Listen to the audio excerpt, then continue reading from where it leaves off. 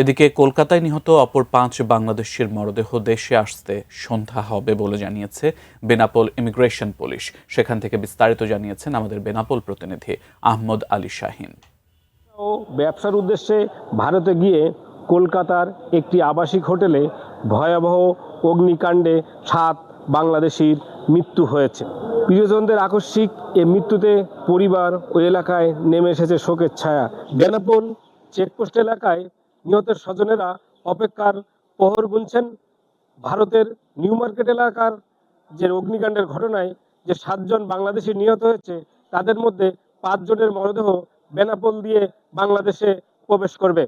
এদের মধ্যে সাংবাদিক পরিবারের ৪ জন ও ঢাকার কসমেটিক ব্যবসায়ী আলী আহমেদ বাবু। বেনাপোল ইমিগ্রেশন ওসি ফেরদৌস হোসেন আমাদেরকে জানিয়েছেন যে মরদেহগুলো আসতে প্রায় সন্ধ্যা হয়ে যাবে। তাদের মরদেহ আসার সাথে সাথে তাদের কার্যক্রম শেষে মরদেহগুলো তাদের পরিবারের কাছে হস্তান্তর করা হবে। এই ছিল বেনাপোল চেকপোস্ট থেকে লাশ হস্তান্তরের সর্বশেষ পরিস্থিতি।